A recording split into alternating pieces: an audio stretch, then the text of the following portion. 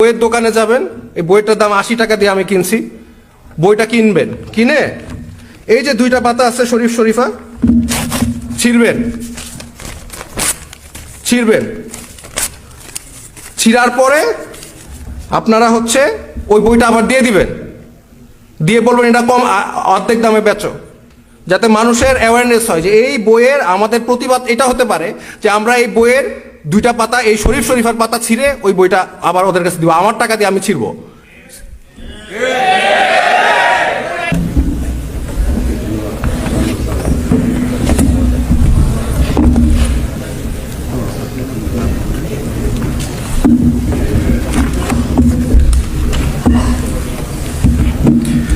আসসালামু আলাইকুম সবাইকে। আমি খুব সংক্ষিপ্ত বক্তব্য রাখব। আমি যখন ছোটবেলায় প্রথম লূত আলাইহিস সালামের গল্প শুনি, তখন এটা বিশ্বাস করতে ইমানি দুর্বলতার কারণে অনেক কষ্ট হয়েছে। কিভাবে সম্ভব সমকামীরা, একটা জাতি, একটা রাষ্ট্র কিভাবে সমকামী হতে পারে? এটা কি সম্ভব? এটা তো কল্পকাহিনীর মতো লাগতো ছোটবেলায়, যেটা কিভাবে সম্ভব। শুধু যে সমকামী একজন দুজন বা একটা রাষ্ট্র সমকামী সেটা না, যারা সমকামী না লূত আলাইহিস সালামের সময়, তাদেরকে সমকামীরা জোর জবরদস্তি করে তাদেরকে প্রেসার দেয়। এইটা কিভাবে সম্ভব? কোরআনে লেখা আছে, বিশ্বাস করা খুবই কঠিন। কিন্তু তারপরে আমি আমার সিনিয়র লেকচারার যারা আছে তারা বিদেশে অনেক আগে গিয়েছে, আমি অনেক একটু জুনিয়র সবার থেকে বয়সে। আমি রিসেন্টলি গিয়েছি, মাস্টার্স পাস করে এসেছি। আপনি যদি বিদেশে যান, আমি ইংল্যান্ড ইউকে থেকে পড়াশোনা করেছি, আপনি যদি বিদেশে যান, কমওয়েলথ লুট যে কিভাবে সম্ভব ওটা আপনি নিজেই দেখতে পারবেন। সরওয়ার স্যার বলেছেন 40% আমেরিকানরা এখন সমকামী, বাচ্চা কাচ্চারা 40%। তার মানে কি, 2 জনের মধ্যে 1 জন সমকামী। কিভাবে সম্ভব? শুধু যে তাই না, ইংল্যান্ডে যে আমি গিয়েছি, আমার এখন গতকাল আমার ফ্রেন্ডের সাথে কথা হচ্ছে, পিএইচডি করছে আমেরিকায়, বলছে এই সমকামী বিষয়ে, এলজিবিটি ব্যাপারে, ট্রান্সজেন্ডারের কথা বললেই আপনার শেষ, লাইফ শেষ। এবং এটা আমি নিজে ফেস করেছি।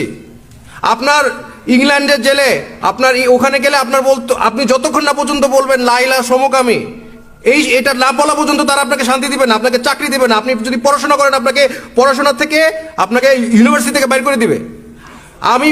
আমার বাবা জমি জমা বিক্রি করে বিদেশে পাঠিয়েছে। এখন যাদেরকে পাঠাচ্ছে বিদেশে, আপনার ছেলেমেয়েরা যারা বিদেশে যাচ্ছে, তাদের কি সমকামী বানানো হচ্ছে না? অবশ্যই। কারণ আপনি 1 দিন 2 দিন সহ্য করবেন, তারপরে কিন্তু আস্তে আস্তে মানুষের মনোবিজ্ঞান তাই বলে যে মানুষ সবার সাথে মিলতে চায়।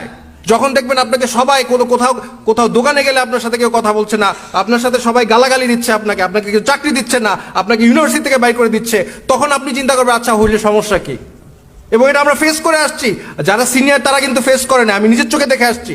যতক্ষণ না পর্যন্ত লা ইলাহা সমকামী বলবেন, ততক্ষণ না পর্যন্ত আপনাকে নাফরমানদারও ছাড়বে না, নট পসিবল। সো আমি এখন এই বিষয়ে আমরা বলি, আমার খুব কষ্ট হয়। আমি একজন শিক্ষক, আমার খুব কষ্ট হয়, কারণ আপনারা এটা সিরিয়াসলি নিচ্ছেন না।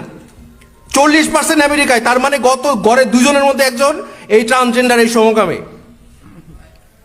কিন্তু আপনারা এটা সিরিয়াসলি নিচ্ছেন না। যাকে বলি সে হাসি দেয়, হেসে দেয়। এই ছেলে নিজেকে মেয়ে মনে করে, মেয়ে নিজেকে ছেলে মনে করে, কি এটা তো একটা হাসির বিষয় আসলেই। কিন্তু আপনারা যে হাসিটা দিচ্ছেন, আমরা যে হাসিটা দিচ্ছি, এই হাসিটা আমেরিকানরাও দিছে আজ থেকে 100 বছর আগে। এই হাসিটা ইংলিশরাও দিছে, ইংলিশ খ্রিস্টানরা দিছে 100 বছর আগে। কিন্তু 100 বছর পরে কি হইলো? তাদের ছেলেমেয়েরা 2 জনের মধ্যে 1 জন সমকামী, এবং ভবিষ্যতে জরিপ করে দেখা গেছে যে 80% হয়ে যাবে। তার মানে কিয়ামতের লুট আপনারা ডেকে নিয়ে আসছেন, অলরেডি আনছেন, এবং বাংলাদেশে এটা আসতেছে। আপনারা এখন দেখতেছেন না, কিন্তু আমি দেখতেছি। আমার কষ্ট হয়। আমার স্টুডেন্ট কিছু মানুষ আছে, হ্যাঁ, সরওয়ার স্যারের পিছনে যারা লাগছে, তাদের অবজেক্টিভ হচ্ছে এগুলি বলবে, করবে, মেয়েদের মতো করবে, তারপরে বলবে আমাকে হুমকি দিছে, আমাকে আমেরিকা নিয়ে যাও, আমারে টাকা দাও।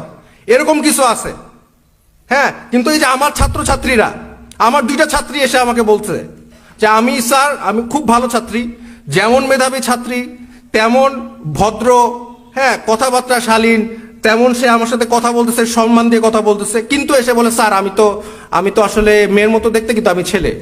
এটা বাস্তবতা।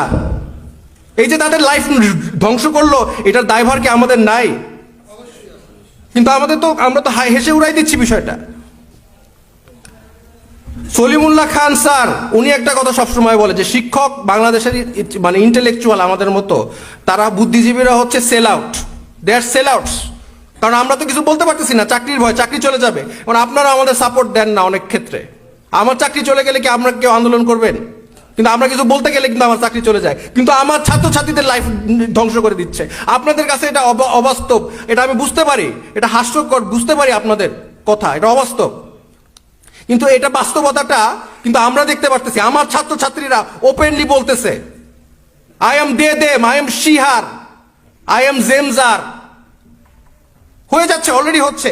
একটা সময় আপনারা বলবেন যে এরা তো এলিট সোসাইটি, আমাদের কিছু যায় আসে না। এলিট সোসাইটিরা তো রিলেশনশিপ করতো গার্লফ্রেন্ড বয়ফ্রেন্ড, এখন তো আপনাদের ছেলেমেয়েরাও রিলেশনশিপ করে। এই এলিট সোসাইটি যখন চেঞ্জ হবে বাকিটা অটোমেটিক চেঞ্জ হয়ে যাবে। আপনারা এখনই, আপনাদের যদি মানে এখন যদি না থামাইতে পারেন, এটা ভবিষ্যৎ অন্ধকার, আমাদের এখনই থামাইতে হবে। এখন ভাই নতুন আইন প্রচারিত হচ্ছে, আপনারা এটা হয়তো জানেন না। বাংলাদেশে আইন হবে যে যারা ট্রান্সজেন্ডার, যেসব ছেলে নিজেকে মেয়ে মনে করবে তাদেরকে স্বীকৃতি দেওয়া হবে, এবং এর বিরুদ্ধে আপনি যদি বলেন তার আপনার 1 বছরের জেল আর 50,000 টাকা জরিমানা হবে। এটা কিন্তু বাস্তবতা। এটা আইনটা পাশ হইলে আমরা ধ্বংস, আমরা শেষ। এখন এই আইনটা আসলে সমস্যা কি? আপনাদের তো কিছু যায় আসে না, আমাদের তো কিছু যায় আসে না। প্রবলেম কি? বাংলাদেশের ধর্ষণ আইন কি বলে? 175 আর্টিকেল বাংলাদেশ পিনাল কোডে বলা আছে, একটা ছেলে যখন একটা মেয়েকে ধর্ষণ করবে তখনই সেটা ধর্ষণ বাংলাদেশের আইনে। এখন একটা ছেলে যদি নিজেকে মেয়ে দাবি করে আর আইন যদি তাকে মেয়ে হিসাবে স্বীকৃতি দেয়, তাহলে কি হবে? তাহলে সে ধর্ষণ করলে তার কোনো বিচার আছে বাংলাদেশে? কারণ মেয়ে তো মেরে ধর্ষণ হয় না। তার মানে আমাদের দেশে তো আমরা ধর্ষণ আইন আমরা প্রচলিত করতেছি, ট্রান্সজেন্ডার নামে ধর্ষণ করবে। আমাদের কারো আত্মীয় স্বজনের যদি আল্লাহ না করুক ক্ষতি না হওয়া পর্যন্ত কি আমরা আগের থেকে কিছু করতে পারি না? ক্ষতি হওয়ার পরেই এই ট্রান্সজেন্ডার আইন যদি পাস হয়, তাহলে তো ধর্ষকরা তো জাস্ট বলবে আমি মেয়ে। এখন আপনারা বলবেন এটা তো কোনোদিন হইতে পারে না, এটা তো বাস্তব কথা না। আমি উদাহরণ দেই, ডেমি মাইনর, এটা বিদেশে, তো উনি হচ্ছে ওরে প্রিজনে নিছে, সে হচ্ছে তারা প্রিজনে নিছে, মেয়েদের জেলে নিছে, মেয়েরা প্রেগনেন্ট হয়ে গেছে ওইখানে। আরেকজন আছে ইসলা বাইরন, স্কটল্যান্ডে, সে হচ্ছে ধর্ষক, সে বলছে আমি নারী। সে ধর্ষক, 2টা মেয়েকে ধর্ষণ করছে, সে নারী, সে গেছে মেয়েদের প্রিজনে, জেলখানায় গেছে মেয়েদের। এইগুলো বাস্তবতা আপনি বাংলাদেশে আনতেছেন, কিন্তু আমাদের সচেতনতা নাই। আমি বেশি বক্তব্য দিব না, আমি জাস্ট একটু শেষ করে ফেলি তাড়াতাড়ি শরীফ শরীফার গল্প দিয়ে। দেখেন এই যে গল্পটা, আমার কাছে বই আমি কিনলাম, আবারও বলি বইটা দেখেন। হ্যাঁ আমি কিনলাম, কেনার সময় আমার সাথে আশেপাশে যারা দেখছে তারাও দেখে দেখে হাসি দিল। মজার বিষয়, এটা কি দিছে? হ্যাঁ এই যে লেখা আছে, ছোটবেলায় সবাই আমাকে ছেলে বলতো, কিন্তু আমি নিজেই একসময় বুঝলাম আমার শরীরটা ছেলেদের মতো হলেও আমি মনে মনে একজন মেয়ে। সে যদি মেয়ে হয়, একটা ছেলে যদি মেয়ে হয়, আর সে তাহলে তার বিয়ে হবে কার সাথে? ছেলের সাথে। তার মানে কি? সমকামী, যেটা আমাদের দেশে অবৈধ, কিন্তু সেটাকে বৈধতা করা হচ্ছে এই গল্পের মাধ্যমে। একটা আপনাদের ছোট যাদের ছেলে মেয়ে আছে, ভাই বোন আছে, তারা তো জানেন ছোটবেলায় অনেক ছেলে নিজেরা মেয়েদের জুতা পরে, মেয়েদের মতো মেকআপ করে, এটা তো স্বাভাবিক, তাদেরকে আমরা শুধরাই দেই। তারপরে তো আর পারবেন না, তাদেরকে স্কুলে ব্রেন ওয়াশ করা হবে, যেটা আমেরিকা ইংল্যান্ডে করা হচ্ছে, যে তুমি মেয়েদের মতো করছো তো তুমি মেয়ে। এরপরে আমাদের জেনারেশন পর জেনারেশন ধ্বংস হয়ে যাচ্ছে। দেখেন আপনারা অনুমতি দিলে, আমি একজন পেশাদার দার্শনিক, আই এম আ ফিলোসোফার, আপনারা অনুমতি দিলে আমি আমার প্রফেশনাল কিছু সাজেশন দিতে পারি। আমি কি দিব? ওকে, আমাদের এই বইটা আছে, এটা অলরেডি পাবলিশ, ঘরে ঘরে আছে। যাদের সামর্থ্য আছে তারা একটা কাজ করবেন, সেটা হচ্ছে বইয়ের দোকানে যাবেন, এই বইটার দাম 80 টাকা দিয়ে আমি কিনছি, বইটা কিনবেন, কিনে এই যে 2টা পাতা আছে শরীফ শরীফা, ছিঁড়বেন, ছিঁড়ার পরে আপনারা হচ্ছে ওই বইটা আবার দিয়ে দিবেন, দিয়ে বলবেন এটা কম, অর্ধেক দামে বেচো, যাতে মানুষের অ্যাওয়ারনেস হয় যে এই বইয়ের আমাদের প্রতিবাদ এটা হতে পারে যে আমরা এই বইয়ের 2টা পাতা, এই শরীফ শরীফার পাতা ছিঁড়ে ওই বইটা আবার ওদের কাছে দিব, আমার টাকা দিয়ে আমি ছিঁড়বো।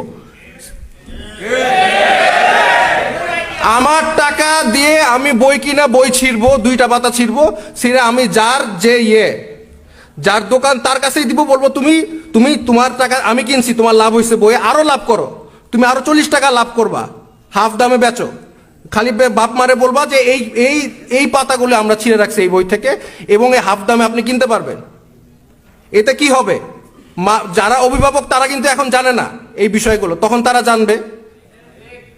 এবং শুধু যে জানবে তা না, শুধু যে জানবে তা না, তারপরে তারা এই বিষয়টা আমরা তাদেরকে দেখাই দিব যে এখানে প্রতিবাদ হচ্ছে। আমরা এই বইয়ের পাবলিকেশন যেগুলো পাবলিশ হচ্ছে সেগুলো আমরা যদি ছিঁড়ে ফেলে এই 2টা পেজ, এবং এটা যদি ফেসবুকে আপলোড করি সবাই যে আমরা ছিঁড়তেছি জায়গায় জায়গায়, ছিঁড়ে আমার টাকা দিয়ে আমি ছিঁড়বো, কার কি তারে আমি দিব, আমার টাকা দিয়ে আমি ছিঁড়বো এই 2 পাতা। এটা কোনো শিক্ষা না, এটা আমার ভবিষ্যৎ, আমার ছেলেমেয়ের ভবিষ্যৎ ধ্বংস করার একটা পার্ট পায় তারা।